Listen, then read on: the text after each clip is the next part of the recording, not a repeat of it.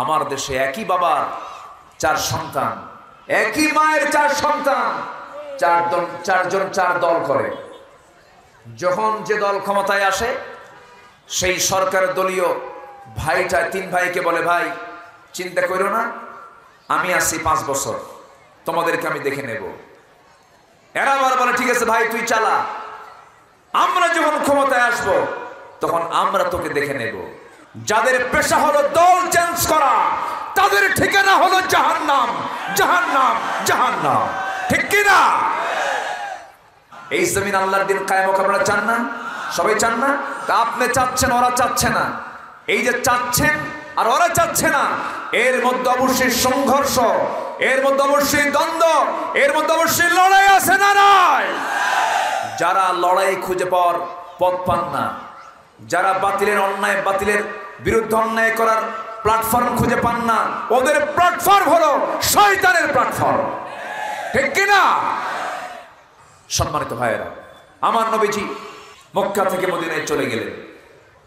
কিছু সাহাবী নবীর সাথে সাথে রওনা দিলেন। একজন সাহাবীর কথা আমিও যখন তার সিরাতটা যখন আমি টানি, আমার চোখে পানি চলে আসে। কি পরিমাণ তারা আল্লাহর দ্বীনকে গ্রহণ করে নিয়েছেন, কোটি কোটি না। আব্দুর রহমান ইবনে আওফ ছিলেন 6 থেকে বর্তমান সময়ে এই টাকার পরিমাণ দাঁড়ায় প্রায় 6 থেকে 7,000 কোটি টাকা। 6 থেকে 7,000 কোটি টাকার বিজনেস তিনি মক্কায় ফেলে, বউ রেখে, সন্তান রেখে, আত্মীয় স্বজন রেখে আমার নবীর সাথে তিনিও মদিনায় গিয়ে পাড়ি জমালেন।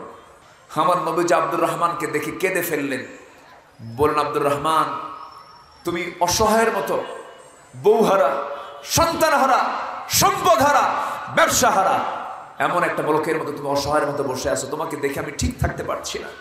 আব্দুর রহমান তোমার কি কষ্ট হয় না? আব্দুর রহমান ইবনে আওফ, তার মুখে চুল পরিমাণ চিন্তার কোনো সাফ নেই। তিনি তার সুন্দর চেহারায় মুস্কি হাসি মেরে মক্কার ধনকুবের একজন আব্দুর রহমান ইবনে আওফ বলছেন, ইয়া রাসূলুল্লাহ, বউ হেরেছি, সন্তান হেরেছি, ব্যবসা হারিয়ে দিয়েছি, কিন্তু পাইছি কি জানেন? আল্লাহকে পাইছি, রাসূলকে পাইছি। আব্দুর রহমান ইবনে আওফকে বললেন, আব্দুর রহমান তোমার জন্য কিছু একটা করি। হুজুর কিচ্ছু করা লাগবে না, আমি খুব ভালো আছি। কি না, দেখি তো আমি কি করা যায়, দেখি কি করা যায়। ইতিমধ্যে সামনে এক আনসার সাহাবী আসলেন। রাসূল বলছেন, আনসার এইদিকে আসো। আমার আব্দুর রহমান মক্কায় খুব ধনী ছিল, বউ বাচ্চা ছিল, সম্পদ ছিল, এক্সপোর্ট ইম্পোর্টের বিজনেস ছিল, অনেক বড় তার কারবার। আজকে সে অসহায়, তুমি কিছু করতে পারবা? সাহাবী এতটাই খুশি হলেন, আনসার সাহাবী। রাসূল বলছেন, হুজুর আপনি বলতে দেরি, আমার দিতে দেরি হবে না, আমার কাছে দিয়ে দেন, আমার হাতে দিয়ে দেন। ঘোড়ার পিঠে উঠায় নিলেন। মক্কার ধনকুবের একজন আব্দুর রহমানকে আনসার একজন ধনী সাহাবী তার ঘোড়ার পিঠে উঠায় নিয়ে মদিনার সবচেয়ে বড় 2টা খেজুর বাগান দেখায় দিলেন। হাজার হাজার খেজুর বাগান, হাজার হাজার গাছ বাগানের ভিতরে বিশাল বড় খেজুর বাগান দেখায় দিলেন 2টা। দেখিয়ে বলছেন, ভাই আব্দুর রহমান, এই 2টা খেজুর বাগান আল্লাহ তাআলা আমাকে দান করেছেন, আল্লাহ তাআলা আমাকে এর মালিক বানিয়ে দিয়েছেন, খনিকের মালিক। রাসূল যেহেতু তোমাকে দায়িত্ব দিয়েছেন, এই 2 বাগানের যে বাগান তোমার পছন্দ হবে, এই মুহূর্তেই আমি এই বাগান আমি তোমার নামে দলিল করে দেব। জোরে বলে সুবহানাল্লাহ। আনসার তো আনসার, আমার নবীজি আনসারকে দায়িত্ব দিয়েছেন। আনসার কি করছেন দেখেন, কি নুসরত করছেন, কি সাহায্য করছেন। এবার বলছেন, ভাই আমি জানি এই মদিনার কোনো মেয়ের বাবা তোমার সঙ্গে তোমাকে বিয়ে দেবে না, তোমার সঙ্গে তার মেয়েকে বিয়ে দেবে না। তোমার তো যৌবন আছে, বউটা রেখে চলে আসছে মক্কা থেকে, বিয়ের তো প্রয়োজন। আল্লাহ তাআলা আমাকে 2টা স্ত্রী দান করেছেন, 2 জন স্ত্রীর যে কোনো একজন স্ত্রীকে আমি তালাক দেব। নির্দিষ্ট মেয়াদ পার হয়ে যাবে, 3 মাস পরে তুমি আমার বউকে তোমার বউ বানাইয়া নিবা। বাগান দিয়ে দিলাম, আমার বউ আমি তালাক দিয়ে তোমাকে দিয়ে দেব। আমার তো 2টা স্ত্রী আছে, কোনো সমস্যা নাই। আব্দুর রহমান ইবনে আওফ এই আনসার সাহাবীর কথাগুলো শুনে চোখের পানি ফেলে ফেলে কেঁদে বলছে, ভাই রে, কলিজাটা ভরে গেছে আমার, তোর বউ তালাক দিতে হবে না, খেজুর বাগান আমার নামে দলিল করে দিতে হবে না, কিছু আমার প্রয়োজন নাই। আমি তো ব্যবসা বুঝি, আমি তো বাণিজ্য বুঝি, একটু দয়া করে আমাকে যদি পারতে একটা বাজার দেখায় দাও, সামান্য কিছু মূলধন থাকলে পরে আমি সেখান থেকে টুকটুক করে ব্যবসা করব। আমি সামান্য বিজনেস শুরু করলেন, একটু কামাই হলো তার, কয়েক রতি সোনা তিনি কামাই করলেন, আনি না ভরিও না, কয়েক রতি সোনা তিনি কামাই করলেন। আব্দুর রহমান ইবনে আউফ নিজে বিয়েও করে নিলেন মদিনায় এসে। বিয়ে শাদী করার 3 থেকে 4 দিন পর নবীর কাছে সুন্দর পোশাক পরে, সুন্দর সুগন্ধি লাগায়া নবীর কাছে যখন চলে গেলেন, রাসূল তার চেহারার দিকে তাকায় তিনি অনুমান করলেন আব্দুর রহমান কিছু ঘটনা ঘটায় ফেলছে। রাসূল বলছেন, আব্দুর রহমান, কয়েকটা দিন যাবত আমি তোমাকে দেখি না, তোমার সমস্যার কথা আমি কিছুই তো জানলাম না, কি হলো সমাধান, আমাকে তুমি কিচ্ছুই বললে না। আব্দুর রহমান, তুমি একটা কিছু করছো মনে হয়? হুজুর, ঘটনা ঘটাইছে কি, বিয়ে করছি। কি করছি? বিয়ে করে নিয়েছি। রাসূল বললেন, তুমি বিয়ে করলে আমাকে বললে না? হুজুর, পরিবেশ চলে এসেছিল, বিয়েটা করে নিয়েছে, আমি আপনাকে বলার সময় পাই নাই, সুযোগ পাই নাই। রাসূল বলেন, আব্দুর রহমান, বিয়েটা জরুরি কাজ, বিয়ে করে নিয়েছো ভালো কথা, কিন্তু আমার তো দায়িত্ব আছে। তুমি টাকা পাইলা কোথায়? মোহরনা দিলা কেমনে? আমাকে একটু বুঝিয়ে বলো। আব্দুর রহমান ইবনে আউফ বলেন, ইয়া রাসূলুল্লাহ, আপনি যে আনসার সাহাবীকে দায়িত্ব দিয়েছিলেন, আমি টুকটুক করে একটা ব্যবসায় হাত নিয়েছি, আর ব্যবসায় নেমে পড়েছিলাম।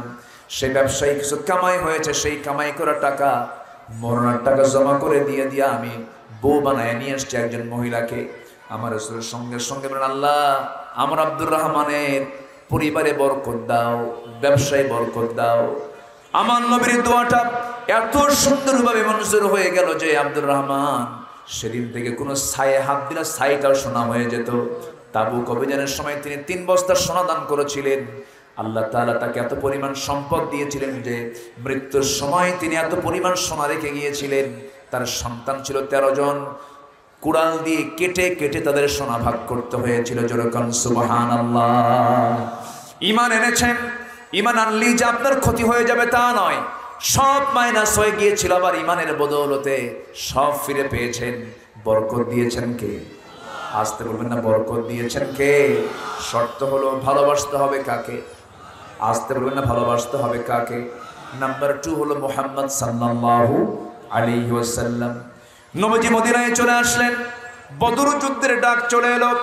বদর যুদ্ধের ময়দানে আমার নবীজি সাহাবায়ে কেরামকে যখন নিয়ে যাবেন বদর প্রান্তরে, সেই সময় বললেন, সাহাবীরা আজ কি হবে? প্রকৃতি ইমানদারের পরিচয় কেমন করে? হুজুর কেমন করে বলেন? কো সাহাবীরা, আজকে তোমরা তোমাদের বাপকে দেখতে পাবে, ভাইকে দেখতে পাবে, চাচাকে দেখতে পাবে, একই বংশের মানুষকে দেখতে পাবে, যাদের কাছে তোমরা মানুষ হয়েছো তাদেরকেও তোমরা দেখতে পাবে। তাদের বিরুদ্ধে অস্ত্র উঁচু করতে পারবে নাকি? সাহাবায়ে কেরাম সঙ্গে সঙ্গে বলছেন, ইয়া রাসূলুল্লাহ, আমাদের জীবন চলে যাবে, কিন্তু আমরা আপনার চাইতে আর পৃথিবীর কাউকে বেশি ভালোবাসতে পারবো না। একটু জোরে বলেন সুবহানাল্লাহ। আপনার চাইতে বেশি ভালোবাসতে পারবো না। আমার নবীজি সবে মাত্র মক্কা থেকে মদিনায় চলে এসেছেন। শিশু ইসলাম, মদিনার চিত্র অত্যন্ত শত্রু দিয়ে ভরা। মদিনার চতুর্পার্শ্বে বনু নাজির, বনু কুরাইজা, বনু কাইনুকা, এই সমস্ত ইহুদির বাচ্চারা ষড়যন্ত্রগুলো চালিয়ে যাচ্ছে। এই ষড়যন্ত্রের মাঝেই আমার নবীজি যখন দেখতে পেলেন রমজান মাস, বদর প্রান্তরে কাফের মুশরিকরা সব চলে আসছে, কুরাইশরা সব চলে আসছে মক্কা থেকে। আমার নবীজি বলেন, সাহাবীরা কোনো উপায় নাই, বাতিলকে মোকাবেলা করার জন্য কে আছো? সবাইকে এক জায়গায় করলেন। মোটের সংখ্যা হলো 313। মোটের সংখ্যা হলো কত বলে? 313। এই 313 জন সাহাবী যে যুদ্ধ করতে গেছেন, দূরের মানুষদের বিরুদ্ধে না কাছের মানুষদের বিরুদ্ধে? আসতে কয়, দূরের মানুষ না কাছের মানুষ?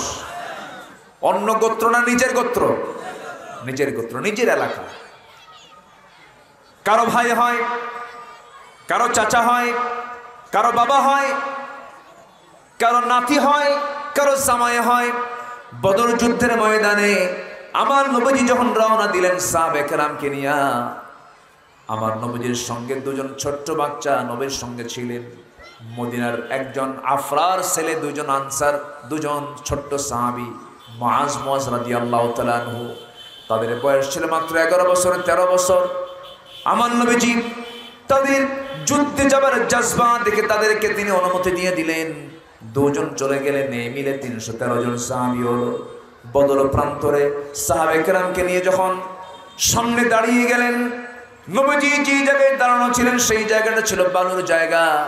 এখনো যারা মদিনায় গিয়েছেন, মদিনা থেকে 80 মাইল দূরে বদর প্রান্তর, সেই জায়গায় বালুর পাহাড়কে পাহাড় সব বালু দিয়ে ভরা। সেই বালুর পাহাড়ের পাশে আমার নবী সাহাবে কেরাম কিনে দাঁড়ায় ছিলেন। হাঁটু পর্যন্ত পা গেড়ে গেল। বললেন, ইয়া রাসূলুল্লাহ, এমন যুদ্ধের ময়দানে আসছি যে যুদ্ধের ময়দানে এসে আমাদের পাটা তুলতে পারছি না, আল্লাহর সাহায্য আমরা কামনা করি। আল্লাহর কাছে একটু বলুন। আল্লাহর দরবারে দোয়া মঞ্জুর হয়ে গেল।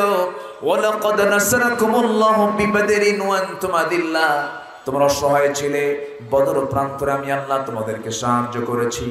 আল্লাহ তাআলা সেদিন হাজার হাজার ফেরেশতা পাঠায়া দিয়েছিলেন। এই 313 জন সাহাবী যখন দেখলেন তাদের পাটা বালুর মধ্যে গেড়ে যাচ্ছে, আল্লাহ তাআলা আকাশে ঘন মেঘ জমা করলেন, এমন একটা বৃষ্টি দিয়ে দিলেন। বালুর জায়গাটা হলো শক্ত জায়গা, আর আবু জেহেলরা যেই দিকে দাঁড়ানো ছিল সেই জায়গাটা ছিল আঠাল মাটির জায়গা। আঠাল মাটিতে যখন বৃষ্টির পানি পড়ে শক্ত হয় না পিছলা হয়? কি হয়? পিছলা হয়ে যায়। আল্লাহর সাহায্য শুরু হয়ে গেল। ওই বদর প্রান্তরে একজন সাহাবী দেখতে পেলেন, তরবারি হাতিনের সামনে দাঁড়ায় দেখতে পান তার নিজের জন্মদানকারী পিতার সামনে দাঁড়ানো। মনে মনে ভাবলেন, হারে আমার এই বাবার কোলে আমি ছোট থেকে বড় হয়েছি, কেমন করে আমি তাকে আঘাত করি। বাপ মনে করে তিনি তরবারি গোটায় নিয়ে তিনি ফিরে আসতেছিলেন। পরক্ষণই ভাবলেন না, কুল ইন কানা আবাউকুম ওয়া বানাউকুম ওয়া ইখওয়ানুকুম ওয়া আজওয়াজুকুম, এই আয়াতটার কথা তার মনে হয়ে গেল। সাহাবী করলেন কি, সঙ্গে সঙ্গে আবার তিনি তরবারি গোটায় না নিয়া তরবারি আবার উন্মুক্ত করলেন। বাবার দিকে তিনি ধেয়ে যাচ্ছেন, সংগ্রামীর মতো করে সামনের দিকে এগিয়ে যাচ্ছেন। বাপকে বাপ মনে করলেন না, বাপকে বাপ না মনে করে শিরকের প্রতীক মনে করে বাবার দিকে লক্ষ্য করে তরবারি দিয়ে তার গর্দান বরাবর মেরে দিলেন। মস্তক ছিটকে পড়ে গেল, নিজের হাতে নিজের বাপ দুনিয়া থেকে বিদায় হয়ে গেল। কিন্তু বাপ তো, সন্তান যদি দেখে বাবার মৃত্যু, কাফের হোক ইমানদার হোক, মন কি ভালো থাকে নাকি? আসতে কর, মন কি ভালো থাকে নাকি? মনটা খারাপ। বদর যুদ্ধে মুসলমানদের বিজয় হলো। সব সাহাবীর মুখে আনন্দের হাসি, কিন্তু ওবায়দার মুখে হাসি নাই। রাসূল বলেন, ওবায়দা তুমি হাসো না কেন? কি হয়েছে হুজুর? ওবায়দার বাপ আজকে যুদ্ধে মারা গেছে। কে মেরেছে ওবায়দার বাপকে? হুজুর কেউ মারে নাই, ওবায়দা নিজেই তার বাপকে দুনিয়া থেকে বিদায় করে দিয়েছে। আমার নবীজি হাতটা আগায় দিয়ে বলছেন, ওবায়দা রে, আমার বুকের মধ্যে আগায় আয়। আজকে তুই যে ভূমিকা পালন করলি, আল্লাহর 8টা জান্নাত তোর জন্য ওয়াজিব হয়ে গেছে। জোরে বলেন সুবহানাল্লাহ, আর জোরে বলি সুবহানাল্লাহ। সেই যুদ্ধের ময়দানে আমার নবীর বিরুদ্ধে আমার নবীর আপন চাচা আসছে। আমার নবীর কি আপন চাচা আব্বাস, সেই সময় ইসলাম কবুল করেন নাই, নবীর বিরুদ্ধে যুদ্ধ করতে এসেছে। আমার নবীর সবচেয়ে বড় মেয়ের জামাই আবুল আস নবীর বিরুদ্ধে যুদ্ধ করতে আসছে। যুদ্ধ থেমে গেছে, মুসলমানদের বিজয় যখন হয়ে গেছে, 70 জন কাফের, আবু জেহেল সহ 70 জন কাফের তারা দুনিয়া থেকে বিদায় নিয়েছে। বদর কূপের মধ্যে তাদেরকে ফেলে দেওয়া হয়েছে, গেড়ে ফেলা হয়েছে।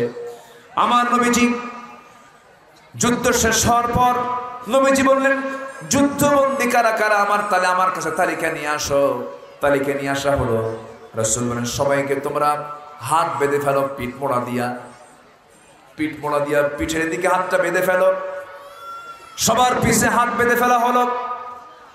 তাদের জন্য খাবার বরাদ্দ করো, খাবারও বরাদ্দ করা হলো। কিন্তু দেখা গেল সাহাবে রাসূলকে না বলেই আমার নবীর আপন জামাতা, বড় মেয়ের জামাই, তার হাত দুটো যখন বাঁধতে নিয়েছিল, দড়ির বাঁধনটা তারা ঢিল করে দিয়েছিল যেন কষ্ট কম পায়। আমার নবীর আপন চাচা মনে করে তার দড়ির বাঁধনটা একটু হালকা করে দিয়েছিল। নবীজির কাছে এসে বলা হলো, ইয়া রাসূলুল্লাহ, সবার বাঁধন তো শক্ত করে দিয়েছে, যুদ্ধবন্দীদের দুজনের বাঁধন আমরা ঢিল করে দিয়েছি। কে কে? আপনার চাচা আব্বাস, আপনার জামাই, বড় মেয়ের জামাই আবুল আস। খাবারের ব্যবস্থা আমরা করেছি ভিন্ন। কি করেছে বলো? সব যুদ্ধবন্দীর জন্য আমরা করেছি হলো খেজুর, আর আপনার জামাই এবং আপনার চাচার জন্য করেছি ছাগলের গোশত এবং রুটির ব্যবস্থা করেছি, উন্নত খাবারের ব্যবস্থা করেছি। রাসূল বলেন, যুদ্ধনীতির সম্পূর্ণ খেলাফ কাজ করেছো। সবার জন্য যাই হবে, আমার জামাই আমার চাচার জন্য তাই হবে। আল্লাহু আকবার বলবেন না? যেরকম আল্লাহু আকবার, তাই হবে। আমার নবীজি বলে দিলেন। নবীজি বলার সঙ্গে সঙ্গে বাকি 68 জন যুদ্ধবন্দীর দড়িটা বেঁধে শক্তভাবে বেঁধে দেওয়া দড়িটা ঢিল করে দেওয়া হলো। সবার জন্য ছাগলের গোশত দেওয়া হলো, রুটির ব্যবস্থা করা হলো। এরপর রাসূল বলেন, একটা একটা করে ডাকো, তাদের কাছ থেকে মুক্তিপণ নিয়ে তাদেরকে মুক্তি দিয়ে দাও। সবাই দিয়ে যাচ্ছে মুক্তিপণ, তাদেরকে একটা একটা করে তিনি রাসূল মুক্তি দিয়ে দিচ্ছেন। এবার আপন চাচা আব্বাস রাদিয়াল্লাহু আনহু সামনে দাঁড়ায় বলতেছে, ভাতিজা মুহাম্মদ, আমার তুমি আটকালা কেন? রাসূল বলছেন, আপনাকে আটকাবো না মানে আপনাকে তো আগে আটকাবো। আপনি আমার চাচা, আপনি আমার বিরুদ্ধে যুদ্ধ করতে আসছেন। সাইয়েদনা আব্বাস সেই সময় ইসলাম কবুল করেন নাই। তিনি বলছেন, আমার ভাতিজা মুহাম্মদ, আমার বাপ যেটা করে গেছে, আমার দাদা যেটা করে গেছে, সেটাকে আমি বাদ দিতে পারি নাকি? রাসূল বলছেন, ও আমার চাচা, আপনার বাপ যদি ভুল করে যায়, আপনার তো ভুল করা যাবে না। আপনার বাবা যদি অন্যায় করে যায়, আপনার তো অন্যায় করা যাবে না। এমনটা যুক্তি দিয়ে কখনোই আপনি সঠিক উত্তর আপনি দিতে পারবেন না। রাসূল বলছেন, আপনাকে মুক্তিপণ দিতে হবে। আব্বাস রাদিয়াল্লাহু আনহু বলছেন, ভাতিজা মুহাম্মদ, আমার বাড়িতে আমি কিছুই রেখে আসিনি, তোমার চাচির কাছে কিছুই নাই। রাসূল মুস্কি হাসি মেরে বলছেন, চাচা, সামান্য স্বার্থের জন্য, দুনিয়ার জন্য এত বড় মিথ্যা কথা বলার কি দরকার? কি হয়েছে বলেন, কি হয়েছে বলো বাবা। রাসূল বলছেন, আপনি আমার চাচি আম্মার কাছে আপনি কয়েকটা স্বর্ণের টুকরা রেখে এসেছেন। আব্বাস লজ্জা পেয়ে গেলেন, বললেন, ভাতিজা মুহাম্মদ, আমার বাড়ির সোনার খবর তোমাকে দিল কে? রাসূলের সঙ্গে সঙ্গে বলছেন, আমি গায়েবের মালিক নই, কিন্তু গায়েবের মালিক আল্লাহ তাআলা আমাকে জানায়া দিয়েছেন। যেরকম সুবহানাল্লাহ। সঙ্গে সঙ্গে আব্বাস বলছেন, ভাতিজার যুদ্ধ করে লাভ কি, আমাকে পড়াইয়া দে লা ইলাহা ইল্লাল্লাহ কালিমা পড়াইয়া দে। কালিমা তিনি পড়লেন। এবার জামাইয়ের পালা। নবীজির কোন জামাই? ছোট জামাই না বড় জামাই? বড় জামাই নবীর সামনে দাঁড়ায় আছেন। জামাইরা কত সম্মানের পাত্র, কিন্তু এবার ইসলাম মানার না মানার কারণে এবার হয়ে গেছে সেই জামাইয়ের হাতে কি? হাতে কি বলেন? রশি। তাহলে জামাই হলো সম্মানের, আর রাসূল সেই জামাইকে হাতে কি দিলেন? কি দিলেন? সম্মানের না অপমানের? অপমানের। দড়ি দিয়ে বেঁধে ফেলেছেন। বললেন, তোমার ঘরে আমার মেয়ে আছে, এটা বড় কিছু নয়, তোমাকে মুক্তিপণ দিতে হবে। আবুল আস বললেন, হ্যাঁ মুক্তিপণ দেব। মক্কায় খবর লাগাও। খবর লাগাইছে, মুক্তিপণ চলে আসছে, একটা প্যাকেট। সে প্যাকেটটা রাসূলের সামনে প্লেস করা হলো। প্যাকেট খুলেই দেখেন একটা গলার হার, একটা গলার হার তিনি দেখলেন। সেই গলার হারটা দেখেই রাসূল কেঁদে ফেললেন। নবীর কান্না যখন বের হয়, সাহাবীরা কি খুশি হন? সাহাবীরাও কান্দে। রাসূল কান্দেন কেন? সামান্য গলার হার দেখে আপনি কাঁদতেছেন কেন? রাসূল বলছেন, জানো, এই গলার হারের সাথে স্মৃতি জড়িত হচ্ছে আমার খাদিজার। আমার খাদিজার গলায় এই গলার হারটা আমি দেখতাম, আর সেই গলার হারটা আমার বড় মেয়ে বিয়ের সময় আমার খাদিজা তার গলা থেকে বের করে খুলে আমার বড় মেয়ের গলায় দিয়েছে। আমার সেই খাদিজার কথা বারবার মনে হচ্ছে, এই জন্য আমি কাঁদতেছি। সাহাবীরা বললেন, ইয়া রাসূলুল্লাহ, আপনি কাঁদলে কি আমরা ঠিক থাকি? এই গলার হার আমরা নেব না। রাসূল বলেন, তাই যদি হয় ঠিক আছে, নিও না, কিন্তু আমি আবুল আসকে বলে দিচ্ছি, আবুল আস, তুমি আমার বড় মেয়ের জামাই, কিন্তু ওলা কি বলে, ওলা তুনকিহুল মুশরিকাত হাত্তা ইউমিননা, কোন মুশরিকের ঘরে কোন ঈমানদার নারী থাকতে পারে না। আয়াত নাজিল হয়ে গেছে। আবুল আস, তোমার মুক্তিপণ হলো তুমি এখান থেকে মক্কায় গিয়েই আমার মেয়েকে আমার বাড়িতে পাঠায় দিবা। আমার মেয়ের সঙ্গে তোমার কোনো সম্পর্ক চলতে পারে, কারণ তোমার ঈমান নাই, আমার মেয়ের ঈমান আছে। মেয়েদের আওয়াজ আমি অতিষ্ঠ হয়ে গেলাম। প্রচুর কথা হচ্ছে, আমার কান শেষ। পিছনে প্রচুর আওয়াজ হচ্ছে। এই কি হলো এখানে? মেয়েদের কথার পরিমাণ আমাদের চাইতে, পুরুষের চাইতে কম না বেশি? শুধু বেশি না অনেক বেশি? অনেক বেশি। তারা এক কথা বারবার বলতে পছন্দ করে। আমরা একবারের বেশি দুইবার বলতে পারি না, আমাদের এনার্জি কাজ করে না। তারা এক কথা বারবার বলে। পুরুষরা কথা বলে 2000 শব্দ, মেয়েরা কথা বলে হলো 5000 শব্দ। কয় হাজার বেশি? 3000 বেশি। আপনি বর্ষাকালে বেগুন কিনেছেন, বর্ষাকালের বেগুন তো একটু পোকা থাকে, ফ্রেশ বেগুন কম পাওয়া যায়। আপনি খেয়াল করেননি, বেগুনটির দাম দিয়ে বেগুনটা নিয়ে আসছেন, বাড়িতে বউয়ের হাতে দিয়ে দিচ্ছেন। গিন্নি বডিতে কুর্তি নিয়ে যদি দেখে যে বেগুন পচা, ওই বেগুন পচার তফসিল হবে একটানা 3 ঘন্টা। খালি বলবে সংসার খাইল, সংসার গেল, এই কথাই বলবে। এটা মেয়েদের নেচার। এক রাজা প্রজাদের মাঝে ঘোষণা করেছে, যে প্রজা মিথ্যা কথা বলতে পারবে তাকে পুরস্কার দেওয়া হবে। এক প্রজা এসে বলে, জাহাপনা আমি একটা মিথ্যা বলতে চাই। কি? আসতে নিয়ে দেখি একটা মশা একটা হাতিরে খায় ফেলছে। অসম্ভব ব্যাপার, এটা কোনো যুক্তি হলো তোমার? এটা কোনো মিথ্যা না। আরেকজন এসে বলে, জাহাপনা আমি একটা মিথ্যা কথা বলতে চাই। কি? আসতে নিয়ে দেখি 2 মহিলা পাশাপাশি বসেছে, মুখোমুখি হয়েছে, কিন্তু কথা বলে নাই। রাজা বলতেছে, হ্যাঁ এবার হয়েছে মিথ্যা কথা, কারণ 2 মহিলা পাশাপাশি বসবে, মুখোমুখি হবে, কথা হবে না, এর চাইতে বড় মিথ্যা কথা আল্লাহর জমিনে আর নাই। কথা বুঝেন? এখন মায়ের আসছেন বহুদিন পর, পাশাপাশি মুখোমুখি বসছেন, তাদের আওয়াজ বন্ধ করা একটু কঠিনই, কিন্তু এটা কিন্তু কোরআনের মঞ্চ, কোরআনের আলোচনা এটা। এখানে কথা কোনো ক্রমেই বলার চিন্তা মাথায় আনা যাবে না। মেহরবানি করে আমার মায়েরা একটু চুপ থাকেন। তবে মেয়েরা যে বেশি কথা বলে এটার কারণও আছে। সন্তান লালন পালন করে ছেলে না মেয়ে? মেয়েরা না ছেলেরা? মা না বাবা? মা লালন পালন করে, মা সন্তানকে কোলে পিঠে বড় করে। ছোট্ট বাচ্চা কান্দে, বারবার একই কথা বলে, বাবা কান্দিস না, বাবা কান্দিস না, বাবা থাম, বাবা আমার আত্মা। কত সুন্দর করে ঘন্টার পরে ঘন্টা কথা বলছে, কোনো এনার্জি লস নাই। আর ওই সন্তানটা যদি বাবার কোলে দেওয়া যায়, বলবে বাবা থাম, বাবা থাম, বাবা একটু থাম, বাবা থাম রে, বাবা থাম। কি কথা বোঝেন নাই? মানে কি? এই থামের, এই শেষ থামের লক্ষণটাকে বলেন, হাতে রাখবে না আছাড় মারবে, ফালায় দেবে।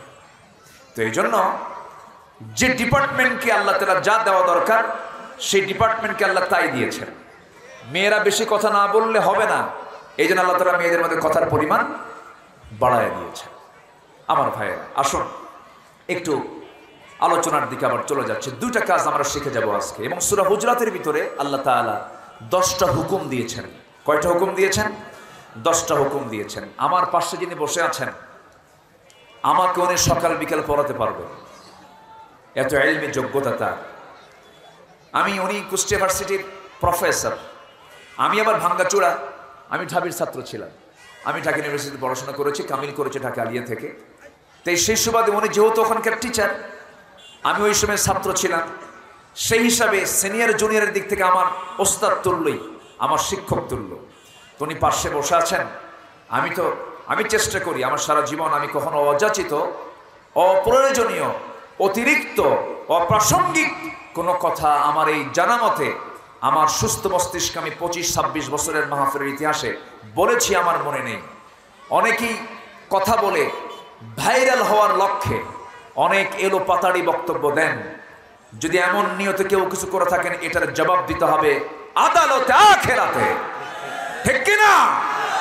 কারণ এটা কোরআনের মঞ্চ, এখানে কথা বলতে হবে মেপে, চিন্তা করে। আল্লাহ তাআলা সেই কথাগুলো যেন বলার তৌফিক আমাদের দেশের সমস্ত আলোচকদের মাঝে দিয়ে দেন। জোরে বলি আল্লাহুম্মা আমিন। যেন কেমন যেন আমার কাছে মনে হচ্ছে এই মাহফিল অঙ্গনে কিছু দুষ্ট লোকের পদচারণা শুরু হয়েছে। আসতে পারবেন না? আছে না নাই? কিছু দুষ্টের পদচারণা হয়েছে, যাদের আলোচনার ভিতরে মূল কোরআন এবং হাদিসের কোনো রস খুঁজে পাওয়া যায় না। আছে না? এরকম আছে না? নাচানাচি করে, তারপরে মঞ্চ ওঠে, মানে হাসির বাক্স বানায় ফেলে। না, কোরআনের আলোচনা যখন রাসূল করতেন, সাহাবা কেরামদের ভিতরে প্রতিক্রিয়া হতো 2 রকম।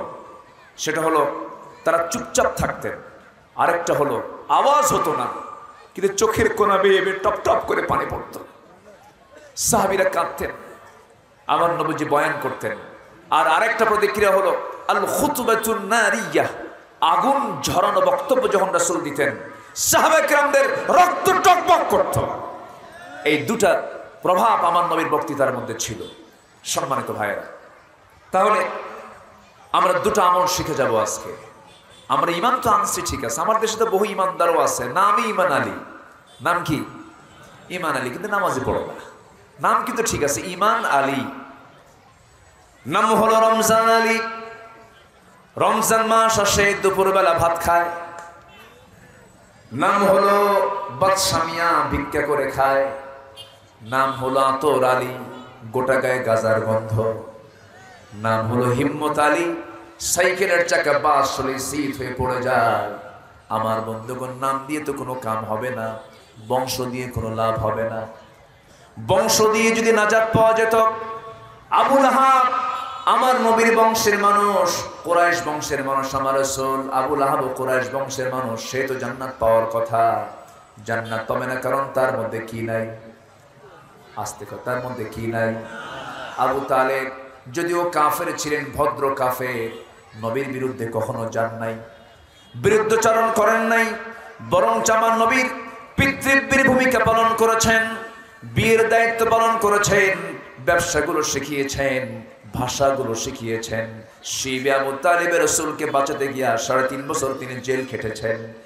এত কষ্টগুলো করার পরেও আবু তালেব দুনিয়া থেকে বেঈমান হয়ে বিদায় নেওয়ার কারণে আবু তালেবের মতো ভদ্র মানুষটাও সে জান্নাত না জাহান্নাম?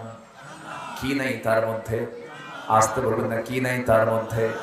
ইব্রাহিম আলাইহিস সালাতু ওয়াস সালাম ক্বালা ইন্নী জা'iলুকা লিন-নাসি ইমামা, হে ইব্রাহিম, আমি তোমাকে গোটা মানব মণ্ডলীর নেতা করেছি। মিল্লাত আবিকুম ইব্রাহিম, মিল্লাতের জন্য আমি তোমাকে পিতা বানিয়ে দিয়েছি। এত সম্মান, এত বড় পদ পাওয়ার পরেও, এত বড় ব্যক্তি হওয়ার পরও তিনি তার বাপকে পর্যন্ত জান্নাতে নিতে পারবেন না, কারণ কি নাই? আসতে পারে কি নাই? ঈমান নাই। আমার বন্ধুগণ, নূহ আলাইহিস সালাতু ওয়াস সালাম আল্লাহর পয়গম্বর ছিলেন, তার স্ত্রী বেঈমান ছিল, নিজের স্ত্রী হওয়ার পরও তাকে জান্নাত নিতে পারবেন না। লূত আলাইহিস সালাতু ওয়াস সালাম, তার স্ত্রী বেঈমান ছিল, জান্নাতে নিতে পারবেন না। নূহ আলাইহিস সালাতু ওয়াস সালাম তার সন্তানকে মহাপ্লাবনের পূর্বে যখন বলেন, কেনান আমার দিকে আয়, আমার নৌকায় তুই চলে আয়, বড় মহাপ্লাবন হয়ে যাবে, তখন সে বলল, না, ওই যে পাহাড় আছে, আমি ওই দিকে যাব না। ইন্নাহু লাইসা মিন আহলিক। সঙ্গে সঙ্গে কেনান পর্যন্ত সন্তান হওয়ার পরেও আল্লাহ বলেন, সে আপনার পরিবারের কেউ না। অর্থাৎ সম্পর্ক থাকবে ঈমান থাকলে, সম্পর্ক থাকবে না ঈমান না থাকলে। আসতে বলবেন না, জোরে বলেন ঠিক কিনা? ঈমান আছে, সম্পর্ক আছে, ঈমান নাই। আসতে কোন কেন? সম্পর্ক নাই। কষ্ট পাচ্ছেন? ঈমানদার কি তার নীতি চেঞ্জ করে, তার চরিত্র পাল্টায়? ঈমানদারের চরিত্র থাকে একটা, ঈমানের চরিত্র। কিসের চরিত্র? ঈমানের চরিত্র। কষ্ট পাচ্ছেন আপনারা? আমি চাইছিলাম আরো আগে উঠতে, কিন্তু আপনাদের উপস্থিতি, সার্বিক দিক বিবেচনায় একটু উঠতে দেরি হলো। আমি আসছি অনেক আগে, তখন দেখি মাঝখানে সামনে লোকই নেই। আমার দেশে আবার জুমার আজান হয় 12:30টায়, আর মুসল্লি হাজির হয় 1:29:29 এটা আমাদের দেশের মুসল্লিরা খুব সময় সচেতন, তো আগে ভাগে যায় লাভ কি? হ্যাঁ, আগে ভাগে যায় তো লাভ না। অথচ জুমার দিনের ফজিলত হলো, আর রাসূল বলেছেন, জুমার দিনে যে সবার আগে মসজিদে ঢুকবে, আল্লাহ তাআলা তাকে একটা উট কুরবানির সওয়াব দিয়ে দেন। কম কথা না কিন্তু। তাহলে এটা আমার দেশের একটা কালচার। তো এখন আমি এমন একটা সময়ে, এমন একটা পর্যায়ে আমি এখন অবস্থান করছি, কিছুক্ষণ পরে আজান হবে এবং আলোচনার আমি জাস্ট 25% লেভেলে আছি। এখনো 75% আলোচনা এখনো সামনে আমার পড়ে আছে। আমাকে সহযোগিতা করবেন তো? সবাই থাকবেন তো ইনশাআল্লাহ? বৃষ্টি যখন কেটে গেছে, আর নাই বৃষ্টি আসার সম্ভাবনা নাই, জোরে বলি ইনশাআল্লাহ। আচ্ছা, এখন সামনে এখন আসরের নামাজ আছে। আসরের সালাত যদি নির্দিষ্ট সময়ে পড়তে যাই, এই মাহফিল কি আর পুনরায় সাজানো সম্ভব হবে? হবে না। তাহলে বৃহত্তর দিক বিবেচনা করে আমাদের যোগ্য সভাপতি সাহেবের পরামর্শক্রমে নামাজকে যদি আমরা একটু আও আখির নয় আও সাত উম্মাতান ওয়াসাতা, আমরা উম্মত মধ্যম উম্মাতান ওয়াসাতা, আমরা যদি আউয়ালে না আখিরে নয়, আমরা যদি আওসাত মাঝামাঝি সময়ে জাস্ট 4:50 মিনিটে আমরা নামাজ পড়ি, কেমন হয় বলেন? কোনো এগুলো নিয়ে কোনো ফতুয়াবাজি হবে না তো? আবার কি হুজুর নিয়ে আসছো নামাজ বাদ দিয়ে আওয়াজ করে আছে, এগুলো কথাও বলে। আমরা তো অভিজ্ঞতা নিয়ে কথাগুলো বলছি, এটা মাথায় নেবেন না। বৃহত্তর দিক তাকিয়ে আমরা এই সময়টা আমরা এক্সটেন্ড করলাম। জোরে বলি ইনশাআল্লাহ, জোরে বলি ইনশাআল্লাহ। আয়াতের হকটা অন্তত আদায় হোক। নামাজ পড়বো তো নাকি ইনশাআল্লাহ? জি, আসেন আমরা আবার আলোচনায় ফিরে যাচ্ছি। তাহলে ঈমান আনলে বাবাও পর হতে পারে, ঈমান আনলে পরে ভাই পর হতে পারে, ঈমান আনলে পরে বউ পর হয়ে যেতে পারে। আসতে বলবেন না, জোরে বলেন ঠিক কিনা? এমন ঘটনা নবীদের জীবনে আছে না নাই? সাহাবাদের জীবনে আছে না নাই? আচ্ছা, ছেলে ইসলাম কবুল করেছে এক সাহাবী। ছেলে ইসলাম কবুল করার কারণে মা অনশনের ডাক দিয়েছি, অনশন করতেছে, খাবো না আমি, কোনো খাবার মুখে নেব না রে সন্তান, তুই যতক্ষণ না তুই মুহাম্মদের দরবার না ছাড়বি, ইসলাম না ছাড়বি। সেই সাহাবী নবীর কাছে সে বলছেন, ইয়া রাসূলুল্লাহ, আমার মা আমার বিরুদ্ধে অনশনের ডাক দিয়েছে, খাওয়া বন্ধ করে দিয়েছে। আমার নবীজি বললেন, ও সাহাবী, সবার আগে ঈমানকে প্রাধান্য দিতে হবে। ওই সাহাবী গিয়ে মার সামনে দাঁড়িয়ে বলছে, মা আমি তোমাকে সম্মান করি, শ্রদ্ধা করি, আমি তোমাকে ইজ্জত করি, তুমি আমার জন্ম দিয়েছ, তোমার মাধ্যম দিয়ে আমি পৃথিবীর চেহারা দেখতে পেয়েছি, কিন্তু এই দুনিয়াতে তুমি মা আমার কাছে যেমন দামি, তার চাইতে হাজার নয় লক্ষ লক্ষ কোটি কোটি গুণে দামি হলেন আমার আল্লাহ তাআলা। আমি আল্লাহকে ছাড়তে পারবো না, রাসূলকে ছাড়তে পারবো না। সে আল্লাহকে রাসূলকে যদি পেতে গিয়া তুমি আমার মা যদি 1000 বার মরে যাও, 1000 বার যদি জিন্দা হও, এই 1000 বার আমাকে যদি বারবার বলতে থাকো, আমি আমার দিন থেকে ঈমান থেকে আমি এক চুল পরিমাণ নড়ব না। আর আমার দেশে 10 টাকা পাইলেই ঈমান সেন্স আসতে কয়, আসে না নাই? আসে, ঈমান চেঞ্জ হয়ে যায়, ঈমান বিক্রি করে ফেলে দেয়। এমন ঠুনকি ঈমান আনা যাবে না, এমন ঠুনকি ঈমান আনলে পরে ঈমানটা ফুসুকের দিকে চলে যাবে, ঈমানটা শিরকের দিকে চলে যাবে, বিদআতের দিকে চলে যাবে, কুফরের দিকে চলে যাবে, নিফাকের দিকে চলে যাবে। এই জন্য মজবুত ঈমান টানতে হবে। আল্লাহ তাআলা কোন ঈমানের কথা বলেছেন? ওয়াল্লাযীনা আমানু ওয়া লাম ইয়ালবিসু ঈমানাহুম বিযুলমিন উলাইকা লাহুমুল আমনু ওয়া হুম মুহতাদুন।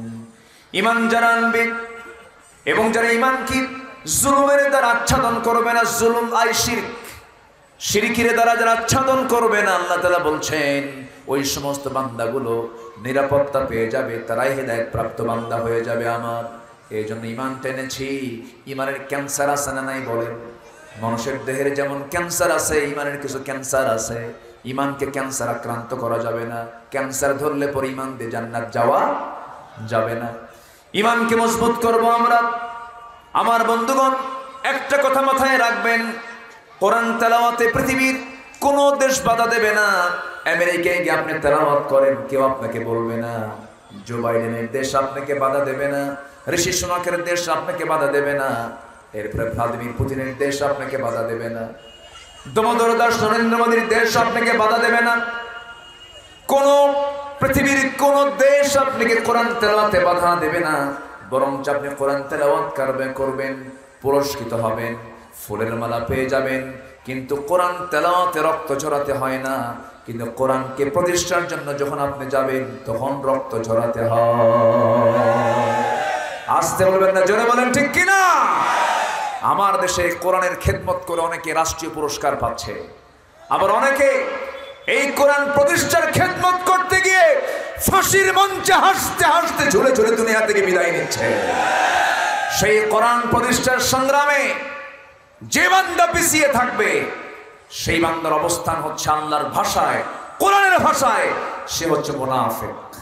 অতএব সেই কোরআন প্রতিষ্ঠা হোক সর্বস্তরে, সব জায়গায়। সবাইকে আমরা চাই, এই সমর্থন কি সবার আছে? আল্লাহকে সাক্ষী রেখে, আকাশের মালিক আল্লাহর আকাশের দিকে হাত তুলে সাক্ষী রেখে বলে দেন আমরা চাই।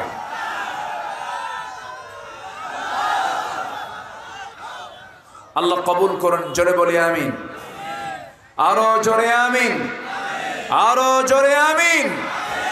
ভাইরে, আল্লাহর সৃষ্টির হলো দুই পিঠ। আল্লাহর সৃষ্টির কয় পিঠ? দুই পিঠ। একটা হচ্ছে ইহকাল, আরেকটা কি পরকাল। আমরা কোন পিঠে আছি? ইহকালের পিঠে আছি আমরা। আরেকটা পিঠ পড়ে আছে, সেটা হচ্ছে পরকাল। পরকাল তাদের জন্য নাই যাদের হিসাব নাই। মানুষ ছাড়া আরো প্রাণী পৃথিবীতে আছে না নাই? আমাদের চাইতে আকারে বড়, ওজনে বড়, শক্তিতে বড়, আমাদের চাইতে শক্তিশালী প্রাণী আছে না নাই?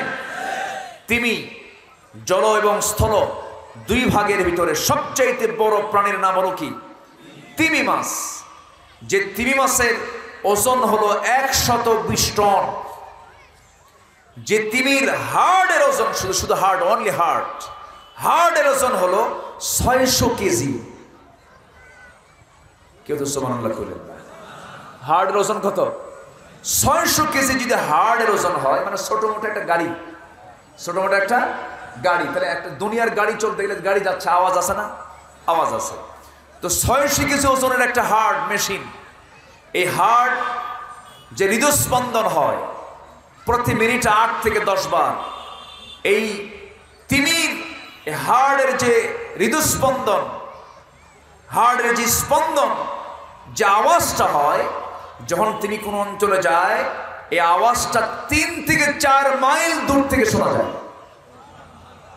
যেরকম সুবহানাল্লাহ। এত বড় প্রাণী হওয়ার পরেও মরার পরে কি তার কোনো পরকাল আছে? আস্তে পরকাল আছে? নাই। ওর এই কালই শেষ, এই পিঠেই শেষ। কিন্তু আমাদের জন্য আরেকটা পিঠ আছে, সেটা হলো কি? পরকাল। তো আমরা চলবো কি ওই তিমি, এরপরে গরু, ছাগল, ভেড়া, সিংহ এদের মতো করে? শুধু তাদের পরকাল নাই এবং তাদের পরকাল কেন্দ্রিক কোনো দায়িত্বও নাই। তাদের মতো হয়ে যাব না আমরা বান্দার মতো থাকবো? বলেন কিসের মতো থাকবো? আমরা বান্দার মতো থাকবো। বান্দার কাজ হলো দুনিয়াকে সামনে রেখে চলা না পরকালকে সামনে রেখে চলা? বলেন, দুনিয়া না পরকাল? পরকালকে সামনে রেখে চলা। সেই হচ্ছে বুদ্ধিমান। মান আকিয়াসুন নাস ওয়া হাসামুন নাস ক্বালা আকসারুকুম যিকরা লিল মাউত ওয়া আকসারুহুম ইস্তি'দাদা। যারা পরকালীন চিন্তা মাথায় নিয়ে যারা সর্বক্ষণ থাকে, তারাই হচ্ছে সবচেয়ে বেশি চালাক, বলেছেন মুহাম্মদ সাল্লাল্লাহু আলাইহি ওয়াসাল্লাম। সম্মানিত ভাইয়েরা, ঈমান এনেছি, মাথায় রাখতে হবে আমার শত্রু আমার পরিবার হতে পারে, আমার শত্রু আমার ভাই হতে পারে, আমার শত্রু আমার প্রতিবেশী হতে পারে, আমার শত্রু আমার এলাকাবাসী হতে পারে, আমার শত্রু আমার কাছে কোনো একটা ব্যক্তি হতে পারে। কিন্তু যত কিছু হোক না কেন, ঈমান কি কখনো হারা যাবে? ঈমান কি কখনো বাদ দেওয়া যাবে? যাবে না। অনেকের কাছে চিন্তা কি জানেন? দুই দিকেই থাকবো, আল্লাহ খুশি থাক, শয়তানও বেজার না হোক। এই টাইপের কিছু লোক আছে না নাই? মানে মসজিদে নামাজ পড়ি, হোটেলে গিয়েও মদ খাই, আল্লাহ খুশি হোক, শয়তান আবার বেজার করার কি দরকার? ও তো একটা পদে আছে, ওরে আবার অসন্তুষ্ট করার কি দরকার? এরকম চাহিদা অনেকের আছে না নাই বলেন তো? ওই লোকের মতো এক বেচারে গেছে কোরবানির আগে জুমার নামাজ পড়ার জন্য, কোরবানির আগের জুম্মা নামাজ পড়ার জন্য গেছে। তো খুতবা ইমাম সাহেব কিসের খুতবা দেয়? সেই খুতবায় কোরবানি। তো কোরবানির তাৎপর্য শীর্ষক আলোচনায় এত গুরুত্বপূর্ণ বয়ান দিছে খতিব কোরবানির উপরে।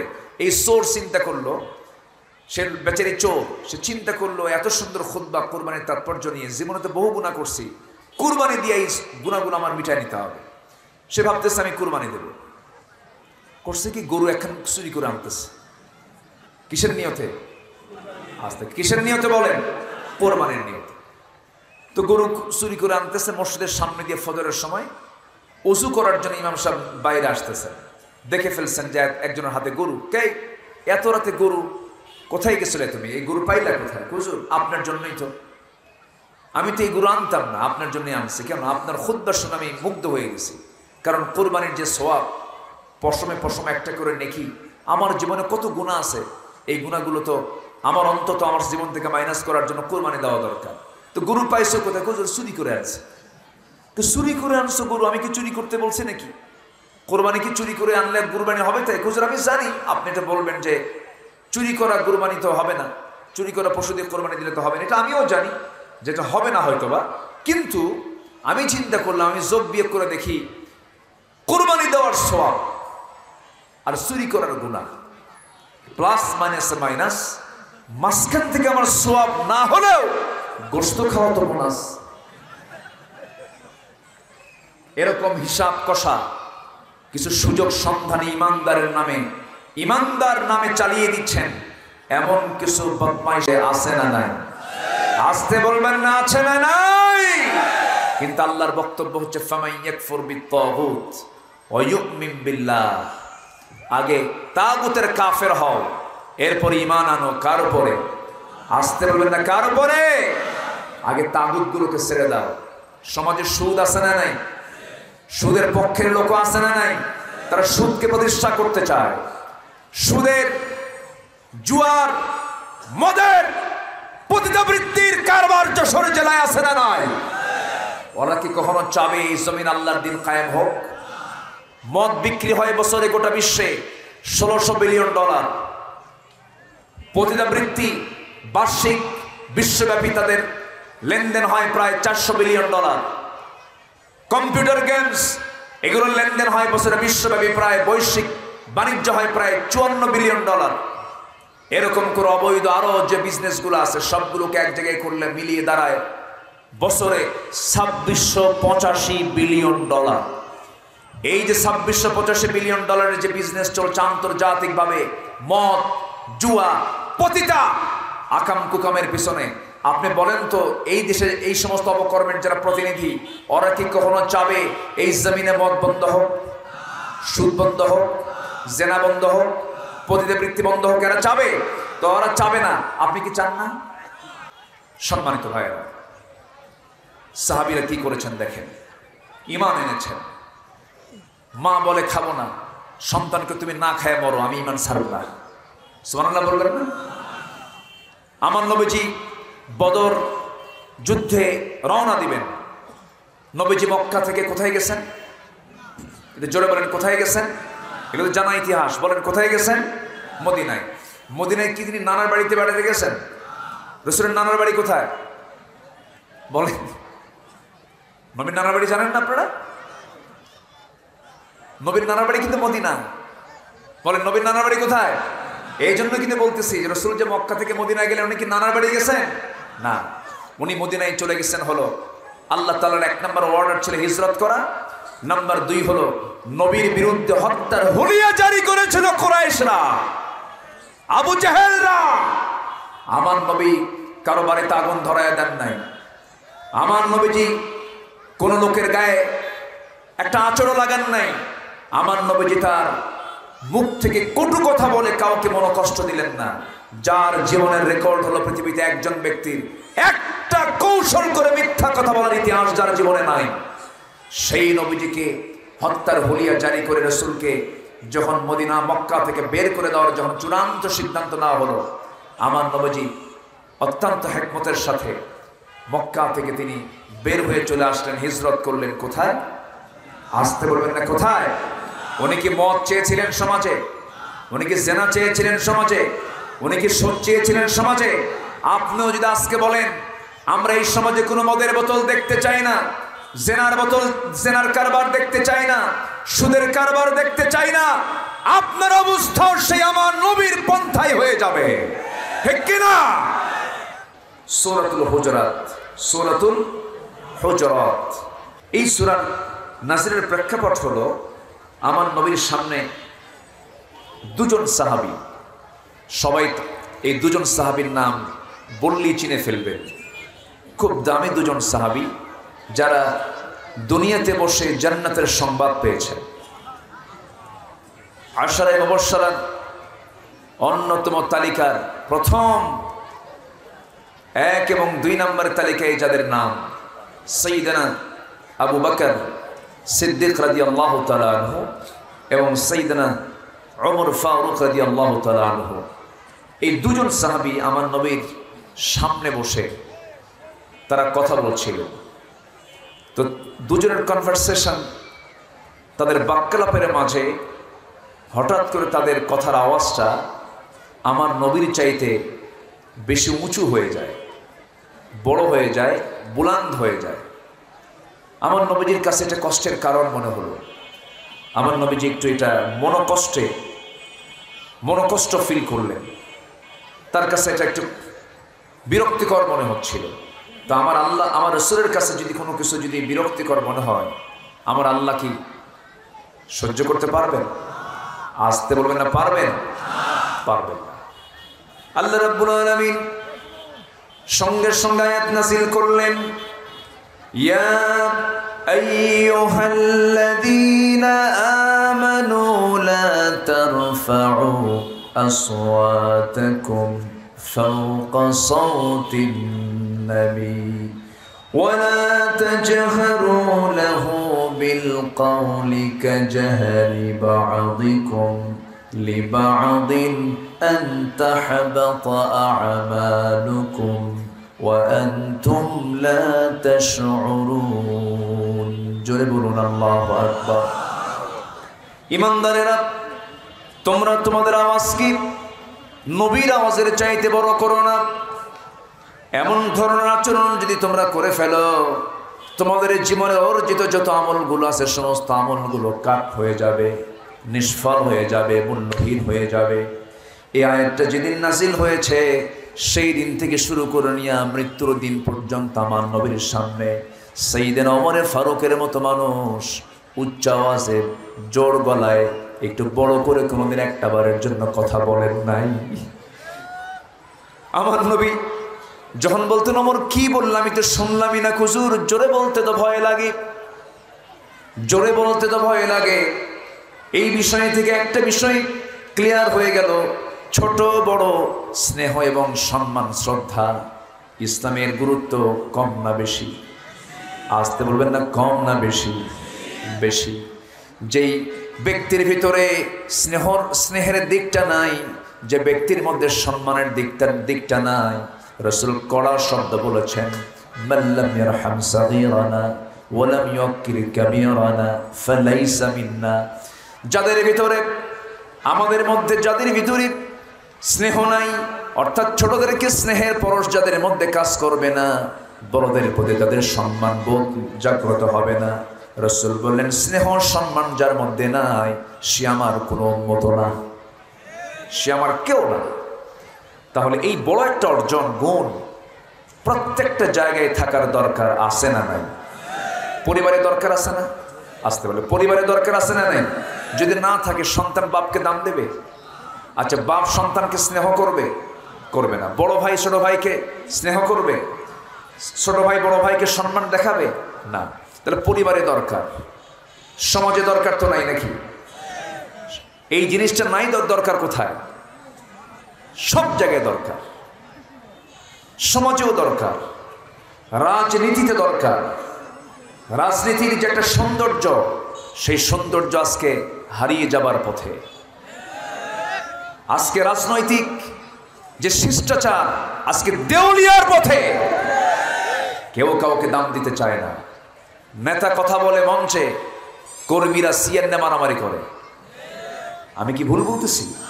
তাহলে আপনি দল, পরিবার, সমাজ, রাষ্ট্র যেখানেই যান, স্নেহ, সম্মান, শ্রদ্ধা এটা সবার পরে না সবার আগে? সবার পরে না সবার আগে? সবার আগে। আমি সূরাতুল হুজুরাত থেকে তেলাওয়াত করেছি, যেখান থেকে সেখানে আল্লাহ তাআলা তার দফতর থেকে দুটা গুণের অধিকারীকে সিদ্দিক খেতাব দেওয়ার ওয়াদা করেছেন। যেরকম সুবহানাল্লাহ। যাদের মধ্যে দুটো গুণ থাকবে, আমি তাদেরকে আমার দফতর থেকে সিদ্দিক খেতাব দিয়ে দেব, অধিক সত্যবাদীর খেতাব আমি তাকে দিয়ে দেব। আমরা এই দুটো গুণ আজকে আমরা শিখে আমল করব, আমল করার নিয়তে শুনবো। জোরে বলি ইনশাআল্লাহ। আজকের এই বৈরী আবহাওয়া, এটা প্রতিকূল আবহাওয়া আমরা দুপুর থেকে খেয়াল করছি। এর মাঝেও আপনারা যে কষ্ট করে বসে আছেন, এটা বিশাল একটা দিক। আমি খুবই খুশি, আমি খুবই আনন্দিত। আমাদের ভাইস চেয়ারম্যান মহোদয়ের সাথে এর আগেও দেখা হয়েছে। অত্যন্ত বিনয়ী মানুষ, ভদ্র মানুষ। আমার কাছে ওনার আচরণ, ওনার যে মুআমালা, ক্ষণিকের সময়ের জন্য মঞ্চে বসে যে কথাবার্তাগুলো অত্যন্ত মার্জিন মনে হলো। আল্লাহ তুমি তাকে দ্বীনের খেদমতে আঞ্জাম দেওয়ার তৌফিক দিয়ে দাও। জোরে বলি আল্লাহুম্মা আমিন। আসুন আমরা সে আয়াতের দিকে আস্তে আস্তে চলে যাচ্ছি। প্রেক্ষাপটটা আমরা শুনলাম, আমরা মূল আলোচনার দিকে আস্তে আস্তে ফিরে যাচ্ছি। আমার পাশে যিনি বসে আছেন, আজকের মাহফিলের যিনি অনারেবল প্রেসিডেন্ট, আপনার বাড়িও মনে হয় এখানে? জি, এটা তো উনি শুধু আপনাদের সম্পদ না, তো ওনার বাড়ি এখানে। হয়তো আপনারা মনে করবেন এটা আমাদের সন্তান, ঠিক আছে। উনি শুধু এই এলাকার সম্পদ নন, তিনি হচ্ছেন এদেশের জাতীয় সম্পদ। বলি আলহামদুলিল্লাহ, জোরে বলি আলহামদুলিল্লাহ। তিনি হচ্ছেন ওস্তাজুল আসাতিজা, মানে ওস্তাজদের তিনি ওস্তাজ। শুধু শিক্ষক তিনি না, শিক্ষকদের তিনি শিক্ষক। হাজার হাজার ছাত্র তার, জি আলহামদুলিল্লাহ, হাজার হাজার অসংখ্য তার ছাত্র আজকে দেশের বিভিন্ন খেদমতে তারা আঞ্জাম দিচ্ছে। আলহামদুলিল্লাহ, আলহামদুলিল্লাহ বলেন, জোরে বলি আলহামদুলিল্লাহ। আপনারা একটা রত্ন পেয়েছেন, আমি খুবই খুশি। অনেক জায়গায় সভাপতি এমন সভাপতি পাই, উনি বিসমিল্লাহ বলতে পারেন না, জোর করে সভাপতি। আছেন এরকম, আছে না? আমার সভাপতি করবা, নচেত কিন্তু, বোঝেন না, নচেত কিন্তু শূন্যস্থান দিয়ে দিলাম, বুঝে নেন। তো আমরা এরকম পাইনি। আজকে আমরা একজন যোগ্য জায়গায় একজন যোগ্য মহান ব্যক্তিকে পেয়েছি। বলি আলহামদুলিল্লাহ, জোরে বলি আলহামদুলিল্লাহ। সম্মানিত ভাইরা, আমার কথা কি শোনা যায়? সবাই আমার কথা বুঝতে পারছেন তো? ওই পানি যদি পড়ে, পানি কি এখন পড়ছে আর? আচ্ছা, পানি আর নাই তো? জি আমি খুব টেনশনে ছিলাম, মানসিক চাপে ছিলাম যে আমি তো শুরু করতে যাচ্ছি। আল্লাহ, বৈরী আবহাওয়ায় আমি কি করব? আমি আলোচনা চালাচ্ছি আর মনে মনে শুধু ফিকির করছি, আল্লাহ তোমার জিকিরে বসছি, তোমার কাছে সাহায্য চাচ্ছি। তুমি যদি ভালো মনে করো, একটা অনুকূল পরিবেশ তৈরি করে দাও। তো এখন অধিক রোদেও কিন্তু বসা আজকে কঠিন ছিল। মাহফিল কমিটি একটা ভুল করেছেন, এটা অধিক রোদেও বসার সমস্যা, আবার বৃষ্টি হলেও সমস্যা। এর জন্য অন্তত ছাউনি রাখা দরকার। ছাউনি রাখা দরকার না, ছাউনি রাখা দরকার, তার দুই দিকেই কাজে লাগে। তো যাই হোক, তারা যে ব্যবস্থা করেছেন, অনেক বড় ব্যবস্থাপনা, অনেক মায়েরা এসেছেন। আমি মাদের কাছে একটু আরজ রাখবো, মেহেরবানি করা আলোচনা চলাকালীন অবস্থায় দয়া করে কানাকানি, ফিসফিসানি, গল্পগুজব এগুলো এড়িয়ে চলতে হবে, নচেত আপনাকে গুনাহগার হতে হবে, আপনাকে গুনাহগার হতে হবে। এই দিকটা খেয়াল রেখে মেহেরবানি করে আমার মা একটু চুপ থাকলে ভালো হয়। আসুন আমরা তেলাওয়াতকৃত আয়াতের দিকে আস্তে আস্তে চলে যাচ্ছি। সম্মানিত ভাইয়েরা, আমরা পৃথিবীর কোনো দফতর থেকে পুরস্কার নিতে চাই না, কারণ আমাদের পৃথিবীর বিভিন্ন দফতর থেকে সুদখোরদেরকেও নোবেল পুরস্কার দেওয়া হয়। আসতে কয়, সুদখোর নোবেল পুরস্কার পায় না। যুদ্ধবাজ যাদের নীতি হলো যুদ্ধ করা, যাদের মধ্যে কোনো নীতি নৈতিকতা নাই, তাদেরকেও নোবেল পুরস্কার দেওয়া হয়। চোর ডাকাতদেরও পুরস্কার দেওয়া হয়। কিন্তু আল্লাহ তাআলা বলছেন, বান্দা আমার দফতর থেকে আমি তোকে দুটো কাজের মধ্য দিয়ে আমি তোকে পুরস্কৃত করব। আমি তোকে সত্যবাদী, সত্যায়ন করে দেব। আমি তোকে আমার পক্ষ থেকে চারিত্রিক সনদ দিয়ে দেব।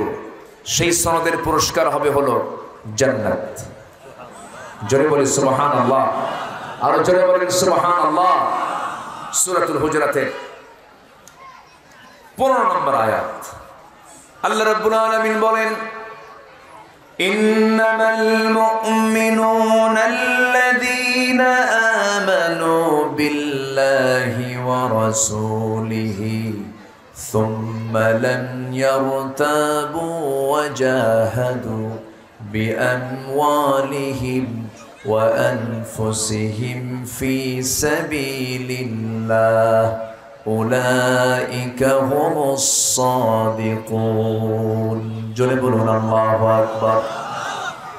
আল্লাহ রাব্বুল আলামিন বলেন প্রকৃত মুমিন তো তারাই,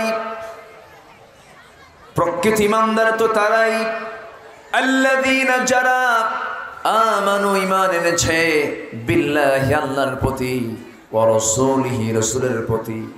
এখন হয়তো বলবেন হুজুর আপনি একটা গুণের কথা যে বললেন সেই ঈমান তো আমরা অনেক আগেই আনছি, এটা অনেকে বলতে পারেন।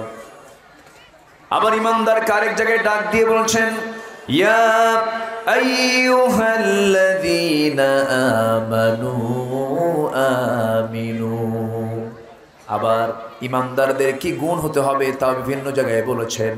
এক জায়গায় বলছেন ইন্নামা ওয়ালিয়্যুকুমুল্লাহু ওয়া রাসূলুহু والذين آمنوا الذين يقيمون الصلاة ويؤتون الزكاة وهم راكعون জোরে বলুন আল্লাহু আকবার। ঈমানদার কারা? আল্লাযীনা যারা ঈমান এনেছে, নামাজ কায়েমের সংগ্রাম করেছে, যাকাত যারা আদায় করেছে, রুকুকারীর সঙ্গে যারা রুকু করেছে। কিন্তু আমাদের দেশে যত ঈমানদার আছে অধিকাংশ ঈমানদার নামাজি না বেনামাজি?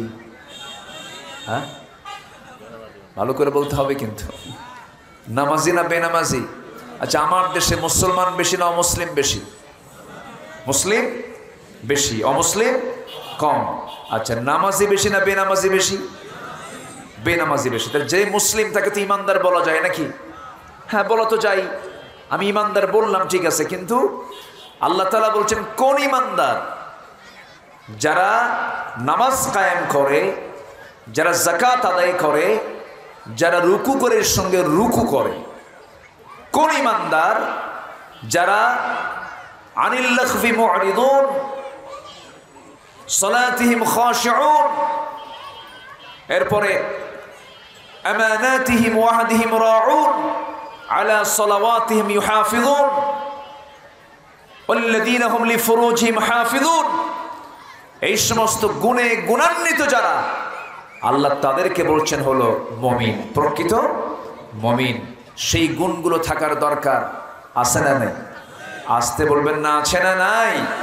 সেই গুণগুলো থাকতে হবে। তো আল্লাহ তাআলা বলছেন ওই গুণে গুণান্বিত ঈমানদার যারা, যারা আল্লাহর প্রতি নবীর প্রতি যারা বিশ্বাস এনেছে। আল্লাহ আছেন না নাই? আল্লাহ আছেন না নাই? কোথায় আছে বলেন? এই হচ্ছে ঈমান আনা। এই হচ্ছে কি ঈমান আনা। আমি কি কথা বলবো, কিন্তু বলবো কখন? সময় তো নাই, সময় তো শেষের দিকে চলে আসলো।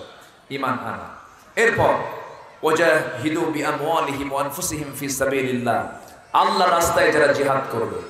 এই দুইটা কাজ যারা করবে আল্লাহ তাআলা বলছেন উলাইকা হুমুস সাদিকুন, এরাই হচ্ছে আমার সত্যবাদী বান্দা। জোরে বলে সুবহানাল্লাহ।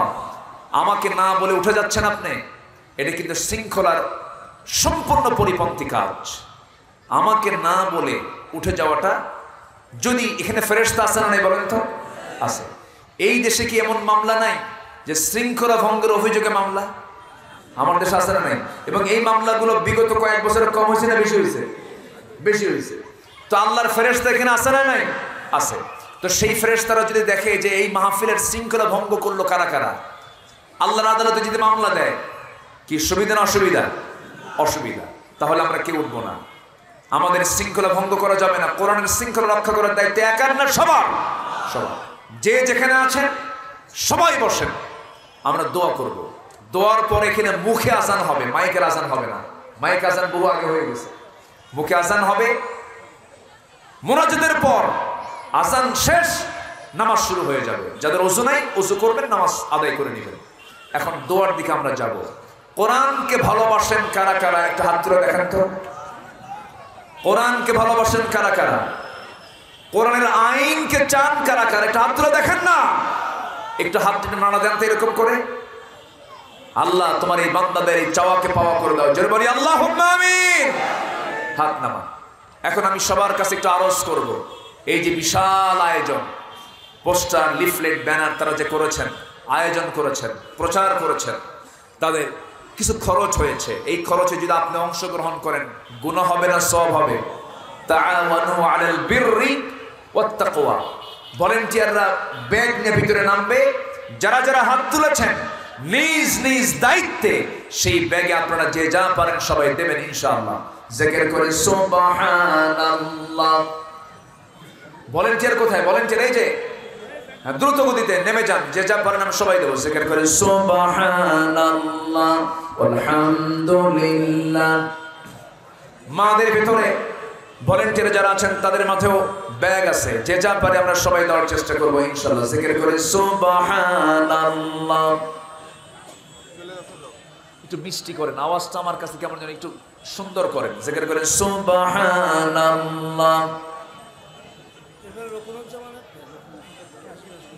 কে কে? ও এখানে আছে আল্লাহ। এখন কোথায়? এখানে তো নাম নাই।